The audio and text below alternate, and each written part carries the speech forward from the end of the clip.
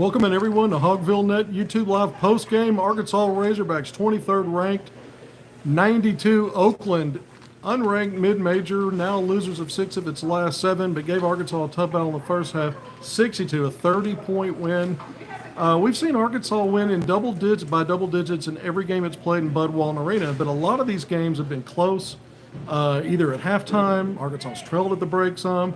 Some of these games have been close midway through the second half, really tight games against these mid-majors, and Arkansas finds a way to win by double digits. But if you really look at the last 3 games, one of those against UCA and North Little Rock at a different arena, but the last 3 games spread out over just over 2 weeks, I think 16 days when you look at this win over Oakland, North Carolina A&T weekend before this past weekend, and then UCA the prior weekend in North Little Rock. Arkansas with 20-plus point wins, and tonight it was 30. Throw out the Maryland Eastern Shore win by 74 points. I know that one was fun. But when you really look at it, Arkansas forever, again, even when it struggled, would still find a way to win by double digits, but usually 12, 15, 16 points. Tonight, the second half was huge. You were plus 3 at halftime, 42-39. You win by 30, so you're plus 27 in the second half. Arkansas's defense got better, especially in the paint. Arkansas built up enough cushion, a double-digit lead, where Oakland felt like it needed to go to one of the things that's not its strength, which is none of this. There really are no strengths for this Golden Grizzlies team, but trying to launch threes. They were trying to hit some threes to get back in it, maybe get a little closer as the clock was getting away, and Arkansas had built that kind of 15 to 13-point cushion. Up to that point, Oakland had really good success, especially in the first half, of backing guys down into the paint and scoring around the rim. Arkansas did a better job against that in the second half. Different matchups is what Calipari said defensively. Arkansas got the bulk, 10 block shots, I think 8 of those in the second half. Trevor Brazil was huge in that department, 6 big blocks. Boogie Flan, after going 1 of 2 from the free throw line in the first half and 0 for everything else, struck for 23 second half points. Now the official stats had it wrong. We think Mike Kaywood, with Arkansas Sports Information Director for basketball, is going to work on that and get it corrected. But around the 10-minute mark, Boogie hit a bank shot. And they credited that field goal to Adu Thero. So the final box score showed both players with 22 points. Flan with 24, Thero finished with 20. But Flan with a monster second half, 23 points again of his 24, 6 assists. We know he averages 6.2 assists per game. But Boogie Flan caught fire from 3, 5 of 8 in that second half. That's a career high. His season high, career high before that was 4 made threes. So tonight he eclipses that in a big second half for Arkansas. A lot of that was Flan getting going. You saw Thero with 16 of his 20 points in the first half.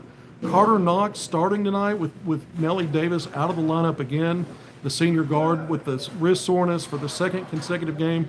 Carter Knox gets the start, 10 big first half points, as he was perfect from the field when he got to 10. I think it was 3 of 3 from the field, 2 of 2 from 3, and made both of his free throws. We're seeing him progress more and more in terms of his offense. Started the year ice cold, has gotten better and better shooting the ball. And you notice that he's not rushing things. He seems to be in flow. And a lot of it, off catch and shoot, for example, he's not rushing it, and he's also not hesitating. He's playing his game. And so you're really starting to see multiple players individually come together, as Arkansas now has won 6 straight games. And the significance outside of just the winning streak is that all 6 have been in December. And it's Arkansas will finish now December as it heads into SEC play against number 1 Tennessee on the road Saturday. Arkansas, its first perfect December in 4 years. You have to go back to the Eric Patrick Musselman era when Arkansas had an unblemished, I think it was the COVID-shortened season of 2021. That was the first of the 2 Elite Eights, first of the 3 straight Sweet 16s, and Arkansas had an unbeaten December. I think that team went 7-0. In the month of December. This time at 6-0. Arkansas now 11-2 to finish non-conference play. This was another quad 4 win for the Razorbacks. So they're 7-0 in quad 4, 3-0 in quad 3, and 1-2 in quad 1. There are no results in quad 2 in non-conference for the Razorbacks.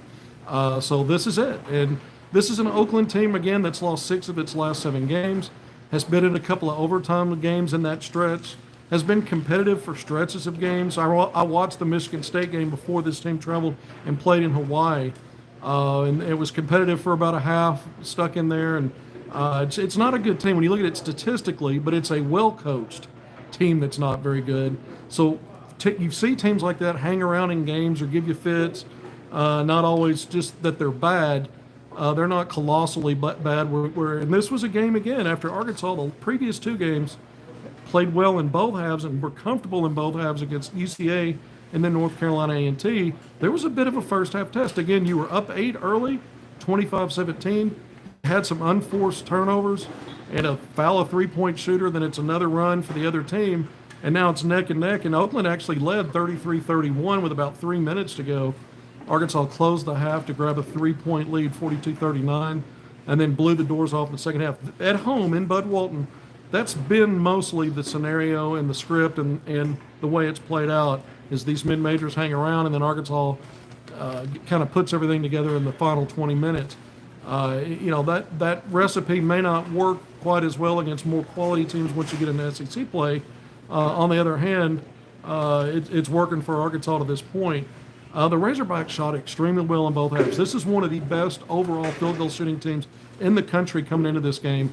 The Hogs shot 60% from the field in this outing, 57 in the first half, so they even improved on that in the final 20 minutes. But the Razorbacks blistering again from three when you put in the work in the second half. They were only 3 of 9 at halftime, finished 10 of 22. So they were 8 of 13, 7 of 13 in the second half, over 50% from three in the final 20 minutes. Again, Boogie Flan, 5 of 8, so he represented most of that work. But the Hogs end up 10 of 22 for over 45% from three, 12 of 14 at the free throw line. That's really good, well over 80%. As Arkansas now, again, the 6-game winning streak, there's been some, once you get outside of a tough quad 3 win on the road against Miami, another high major, and then you picked up finally that quad 1 win. That's all, those 2 games are grouped into these 6 straight wins. But then you've had all this time off between games with only 3 games against teams that, quite frankly, you go look at the records, look at them statistically, Arkansas should win these games and should be blowing them out. So even though the eye test also tells us Arkansas's improving in some areas, maybe some other ones they still need to work on. The self-inflicted wounds, the unforced turnovers, early ugly in the first half. Arkansas at one point was -7 in turnovers, 9-2, closed the gap to 9-5 by halftime. And then in the second half, it ended up being an even margin there, 13 all by the end of the game. And Arkansas didn't turn the ball over in the second half until about the midway point or even a little later, maybe with about 7 minutes to go. So 13 minutes in, I don't think they'd had a second half turnover. Razorbacks end up both teams with 13, Hogs plus 10 though, and points off turnovers 21-11. So you win turnovers even though you broke even in the actual giveaways. The points off turnovers helped the scoreboard for the Razorbacks plus 10 there. Dominated transition. Arkansas is a top 20 rated team in transition this year.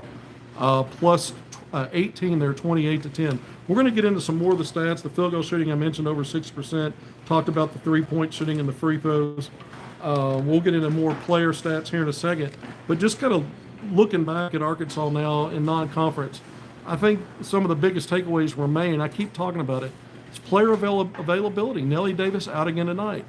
In the post game, Jonas Adu started, but he only played 16 minutes in the post game presser.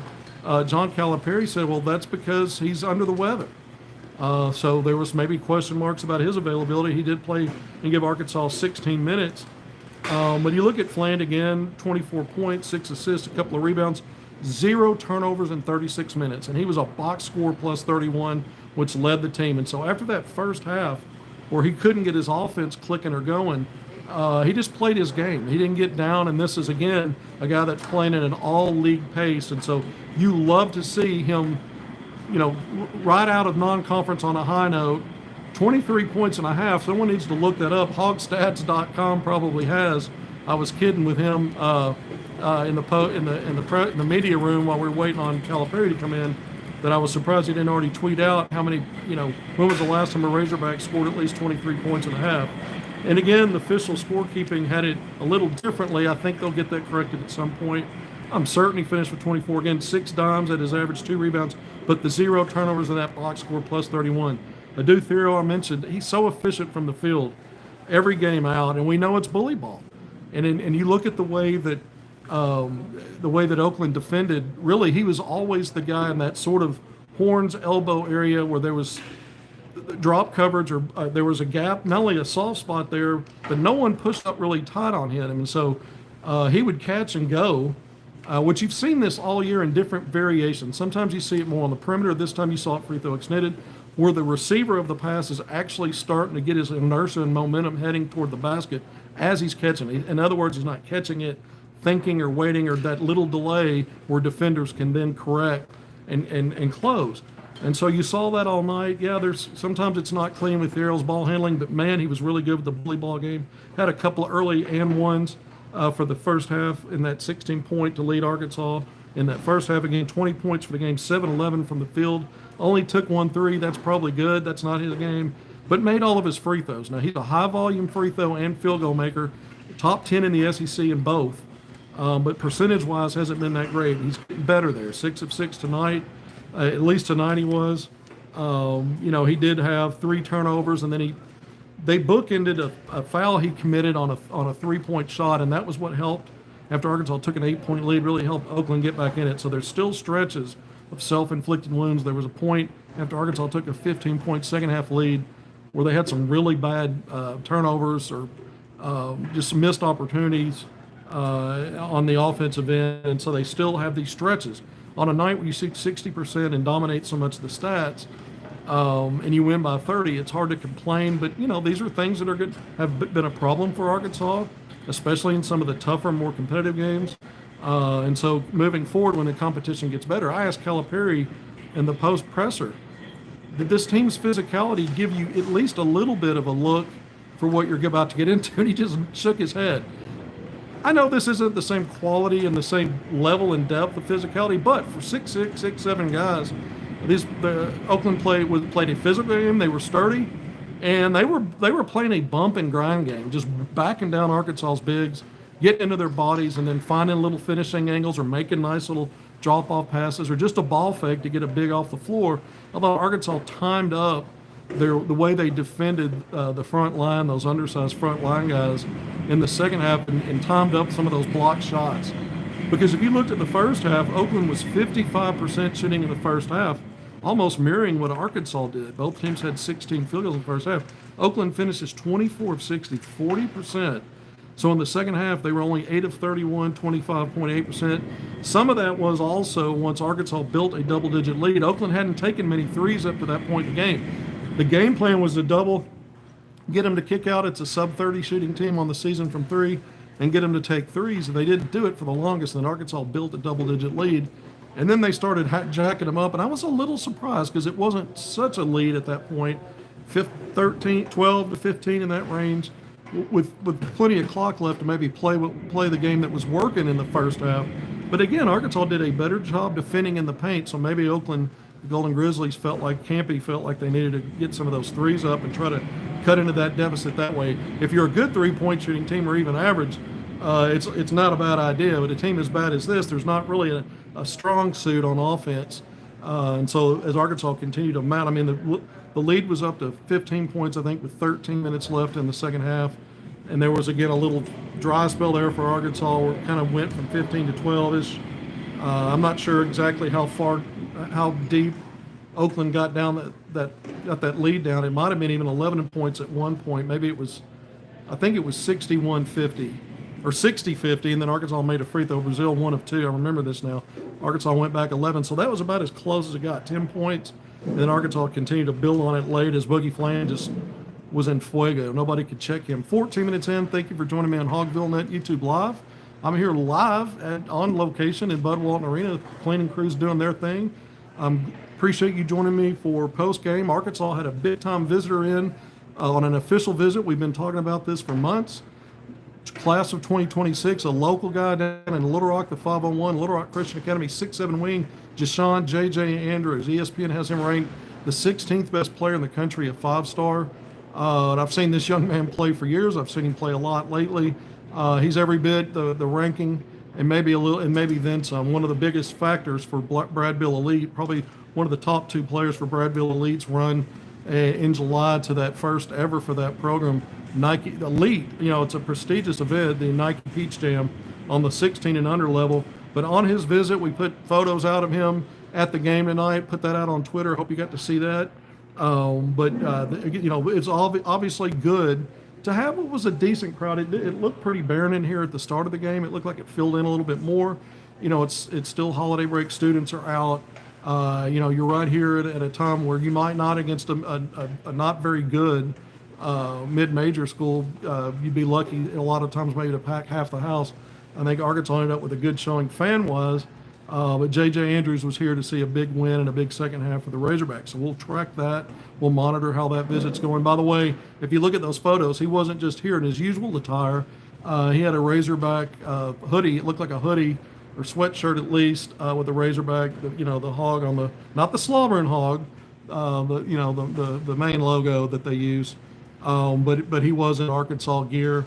We'll keep an eye on and see if he does the photo shoots with the full Razorback uniform and get some of that out. That'll be fun as well. But class of 2026, Arkansas, Calipari mentioned he's going to be on the road tomorrow. He can't talk about recruiting specifically. Said that in the post-game presser. The player's going to have a day off. Then they're going to come back and practice for 2 or 3 days before traveling to Tennessee. But he's traveling tomorrow, so he says he's got to work. Maybe that's recruiting. It probably is recruiting. We'll see. Arkansas is trying to close on 2025 Muhammad Silla, top 15 ranked player. In that class, 6'10", 240, a center, took a visit to Arkansas early December, 30 days ago, roughly. And he's down to Arkansas, Oregon, and Georgia Tech. So we'll see that a decision could be coming down at any time on that one. Nate Ament, Calipari continues to go out and see Nate Ament out of Virginia, a 5-star in the 2025 class, 6'9" combo forward. That's top 5 ranked in the country. So Arkansas already has a top 5 recruiting class based on that backcourt. 2 top 7 rated 5-star guards, another guard wing, and Isaiah Seeley, who I got to watch on Saturday in the King Cotton Classic, top 70 rated 4-star. Those 3 committed and signed early. We know that. So Arkansas already has a top 5 rated class, can continue to build on it, and I think it maybe expand Calipari's vision of growing a class from where he got his first one at 3. He said 3 or 4 moving forward. Won't be as big as it was in the past, but this time around, it's obvious to me that he'd like to add 2 more to the 3 he has. And if it's only one of the 2, Silla or Ament or somebody else that works in the picture later, we'll see about that. But I think he'd like to add both and continues to work really hard recruiting. But let's get back to the game real quick. Several things, again, when you look at Arkansas nationally, again, the field goal shooting, the transition offense, those are really good. Arkansas limits fouls, which means it limits teams going to the free throw line. And Arkansas has been mostly better in the turnover game in terms of points off turnovers. Not always the case. They've been a little more sketchy lately than they maybe were earlier in the year in that department. It's not a great offensive rebounding team for Arkansas tonight. The Razorbacks were -5, 11-6. But Arkansas won second chance points 8-2. Arkansas won the overall rebounding +5 there, 33-28. Bench scoring 17-6 favor of the Razorbacks. I mentioned fast break 28-10, blocks 10-3, steals Arkansas +2 8-6, assist 21-9. Arkansas 21 assists tonight. You can't look at that 60% field goal shooting and just hang it on guys knocking down shots. It's good shots they're getting off good ball movement and guys finding guys. We know there's a lot of dribble drive in this offense.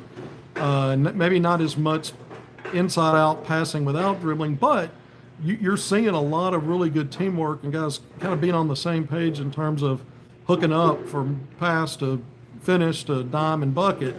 21 assists again tonight on 35 made field goals. Arkansas took 58 shots, so again, just over 60% from the field. And man, those assist numbers, you got to be impressed with that. So good in transition, good field goal shooting team, not a great offensive rebounding team, still has the self-inflicted wins, still has issues with the turnovers. I think, again, as we move into SEC play, these are things to kind of zero in on. Points in the paint tonight, 42-38. Arkansas's been up and down. They've had a lot of games this year, even against mid-majors, where they've barely won, plus a point or two, a few points, either plus or minus in the paint. Not really dominating always. There have been games they have, but really there's been plenty where Arkansas hasn't. That's another thing to keep an eye on. Again, tonight, Jonas Adu under the weather. Well, let's go through some more of the individual stuff. I mentioned Carter Knox, his 17 points. He looked really comfortable to me in the offense tonight. 3 rebounds, a couple of assists, 1 steal, only 1 turnover in 28 minutes. I got to go back and check this. Haven't had time yet. I don't know if that's a season high for him or not. But he's really, really, well, thank you. Thank you for the compliment. And I will drive safely tonight. I've got to. My son's been calling and checking on me, saying, man, be careful. But Knox, 6 of 8 from the field, 3 of 5 from 3. This guy was ice cold in the first stretch of games, and he's just been building it up, and you see the comfort level, and you see guys understanding each other and how to play together. I think that's so much of it. It's you look at the assists, you go back to the unforced turnovers. That's something you'd like to see Arkansas get better at. Boogie Flan averaging 2 turnovers a game, 0 turnovers a night. You love that. Knox only 1 turnover. And you see Knox dive into the floor, stuff we see Billy Richmond do. How about Billy Richmond tonight? 8 points. He's always efficient. 4 rebounds, 4 assists. You know, Calipari's mentioned Richmond as his second or third point guard, depending upon who's available. And, you know, he does make some nice plays off his drives. We talked about dribble drive, motion offense. It's not always about getting downhill and getting to the rim. For some guys, they get kind of fixated on it sometimes, and other times, like tonight, you saw Richmond with the 4 assists. He also had a steal. He went to the floor. He did have a couple of turnovers, but 23 minutes for him, so a big minute night for him. Again, Nelly Davis out, so your backcourt was shorthanded. But you look at we talked about Knox and Richmond. I'm looking for DJ. There's DJ. 8 points tonight, 2 of 5 from 3. So 40%. He's shooting over 41% on the season coming in, 40% tonight. He continues to be solid for there. 6 big rebounds out of the backcourt for DJ, a couple of steals. He did have 2 turnovers. He's averaging right at 1.9. So, again, you'd like to see Arkansas figure out a way to cut for the guards to just shrink down those margins on their turnovers. I keep talking about that because the SEC is just so tough, top to bottom, that those little margins matter. In terms of wins and losses in crunch time. Arkansas didn't have a crunch time game tonight. Arkansas had a crunch time in the last 3 minutes of the first half to flip a 2-point deficit to, what was it, a 3-point lead, but no crunch time at the end of this. Arkansas hasn't had a ton of those this year. And the last time they did, they came out with a win against Michigan, the best win in the season for the Hogs, a quad 1. And then I kind of saved, I kind of wanted to talk about Trevin because 9 points tonight, 7 rebounds. I mentioned those 6 blocks. Yes, he had 3 turnovers, but he played 25 minutes. But I thought he picked up the slack defensively in that paint.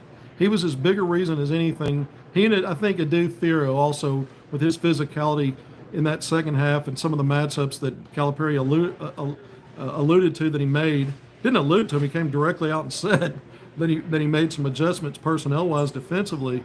And I think, obviously, both of those guys in tandem around the paint made it harder for those undersized. I say undersized, they're shorter, but bulky. I mean, they had 230, 245. I mean, they had a couple of strong arms in there. And then they had a wing, Jones, 6'6", 6'7", who also kind of played a physical brand. I thought there was a lot of body contact in this game, perimeter and interior tonight. And it didn't matter. This is so weird because it felt like Arkansas was in a grind game because of the way that Oakland was approaching its offense forever, just kind of backing down, and you felt like the clock was working down. But Arkansas was never troubled on offense except for its own self-inflicted wounds. I mentioned the shooting, the passing was there, the transition game was there. Arkansas really, I mean, this was a team scoring in the mid-60s and wanted to keep the score down. I mean, you looked at the over-under from Vegas, I think it was like 142. Well, they blew that out of the water thanks to Arkansas, and that was 92 points. Oakland did its part with its 62, but Arkansas was having none of that. Approaching 100 against a team, again, that was trying to figure out a way to keep it down. Again, this isn't an Oakland team. It's a well-coached team, but not a good team. So we really went through most of the individual stats. I didn't bring up Big Z. He continues to look limited and be limited in his minutes. I think he offered 2 rebounds. He had a turnover and maybe a block shot tonight. He didn't score. But better days are coming for Big Z. He started the year well in terms of giving Arkansas some production in terms of 3-point shooting. He was good for a bucket or so around the basket, 1 or 2 maybe. And if he got to the free throw line, he might give you something there. And he's a good shot blocker. Came in with an average of 2 a game. He got 1 tonight. Remember, he was very limited. I don't think he played more than 7 minutes. But this is what a finish, because again, after that first half, you're wondering, is Oakland going to get Cal again? I mean, this is the program that knocked off And I haven't talked more about this. We're 25 minutes in, only because it's a much different team than the Oakland team that qualified for an NCAA tournament. And the guy that hit 10 or 11 threes, Gulke or however you pronounce his name, is gone. You know, the 26-year-old or whatever his actual age is out of there. And they don't have three-point shooting. They don't have two-point shooting. They don't have good free throw shooting. They were good from two, really damn good from two in the first half. And from the free throw line, they're 80% in the first half on a low volume. Again, another positive for Arkansas is on defense. The Razorbacks do not foul. They're guarding the three-point line better. This isn't a great measure. This team ended up going, Oakland finished, I think, 2 of 17. I think they were 1 of 5 at halftime, so 1 of 12 in the second half, but 11.8%. It's not a good three-point shooting team coming in, but it certainly wasn't that bad. So give Arkansas some credit there. 12 of 18 at the foul line, 2 out of every 3. That's about right. After shooting 80% in the first half, not as well in the second half. All the shooting came back down to earth for Oakland in that second half and looked more like what this team is than that first half. And again, the game plan was for Arkansas to force threes. When they came in double, I noticed when they were digging down on help early, an offensive player would just keep cutting or roll completely past one side of the dunker spot, either underneath the basket or the other side, and just get a numbers advantage in a tight space. You see sometimes teams with their bigs doing really good high-low passing. This was low passing. You already had a guy low, 6-7 feet away from the basket making a tight little pass, but they were well-timed. I mean, there were 2 or 3 of those early in the game worked for just completely uncontested shots. And again, Arkansas did better. I think I noticed in the start of the second half, maybe 1 or 2 more of those kind of plays with those uncontested looks. And then Arkansas tightened that up, took that away, started blocking shots, started altering shots inside. Oakland still got a few of those. Credit to them again for a game plan, but it still ends up a 30-point win for the Razorbacks. I'm 27 minutes in. I'm going to try to keep it to 30. Usually I break things up. I did sandwich and wedge in a little bit of recruiting, as I think it's, salute to Arkansas to continue to bring players in to Bud Walton Arena. Now that they're getting into SEC play, these atmospheres are going to be crazy. This will be the last night where it's not probably a packed house for the rest of the season. You've got 9 more home games, 9 and 9, 18 total, 9 on the road and then 9 at home. Some of those will be quad ones, but you'll have other visitors coming in. This place will be wild, and it's John Calipari. Advantage him when he gets players on campus. We're on commitment watch with Scylla. Let's see what happens there. We're keeping an eye on Mint. At some point, I'm thinking there's going to be a visit announced. I've got a source out of the NBA realm that tells me that, hey, he's coming. He just doesn't know the visit date, but he's for a game, and so that's what I expect as well. Just, we'll see what's announced there. It's been kind of quiet on that. He's a spring decision. Looks like most likely Scylla will be a decision here at break. I've always thrown out that wild scenario, not wild, but potential scenario without any inside. Could he be a midterm guy? Maybe, maybe not. Maybe he has to wait for the spring to sign and just wants to get it over with. Either way, Arkansas is right there in the thick of it. And then J.J. Andrews, he doesn't have to hurry anything up. He's a class of 2026. He's got other visits scheduled. He's already taken some. Right now, again, he's in the middle of it's during mid-visit right now. Was to arrive yesterday and depart tomorrow. And so we'll see with him does he fast-track a decision. I don't expect that, but I'll tell you what, with Calipari, nothing would shock me. And even if that means spring or summer, that would be getting it done before the start of his senior season, whereas we know some guys will take it out even into November. That is kind of the start of the season, but some guys will make their announcement right during that early period when they've already started playing some games.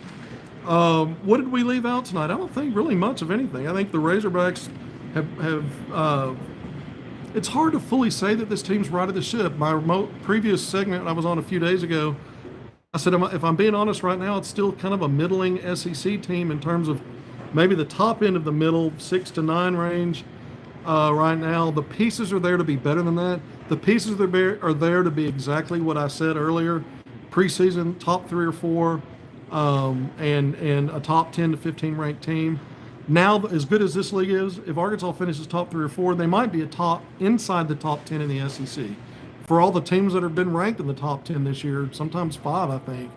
And again, there's like 4 teams that have kind of looked Final Four quality. I can't say that for Arkansas yet.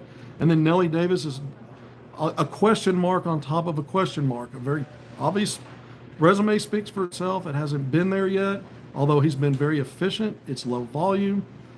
He does other things other than just what you expected in terms of a volume score and a go-to guy maybe in crunch time. We haven't seen that. But then now he's been out 2 games in a row, and they're still referring to the wrist soreness. So I mentioned the elements of, with all this attrition in a short rotation, 9 deep only at full health, which we haven't seen yet. The idea that maybe there's some load management and keeping legs fresh and trying to fully maybe heal up a little bit more than if you played a guy. We'll see what plays out. Again, Jonas Adu tonight was ill.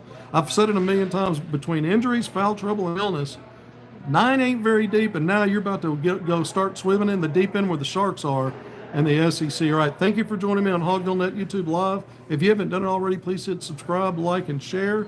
I'm just over 31 minutes, and I want to say one more thing about Josh Claxton, a family friend who lost his life a little over a week ago today.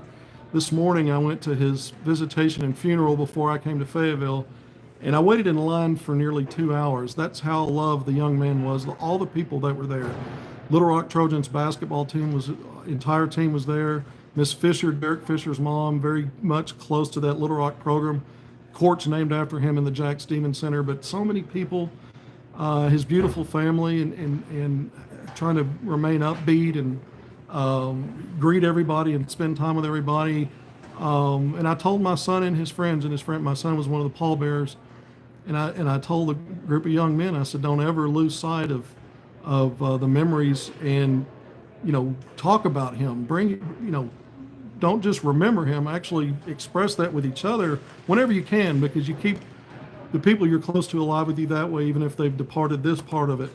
I don't want to get too much on a preachy soapbox, but this has been a long day, but one I'll remember for several reasons. And again, thank you for joining me. Until next time, who knows when that'll be, if it's something recruiting breaking. If not, it'll be probably do another in-game and post-game for that road game against #1 Tennessee on Saturday. Until then, see you then.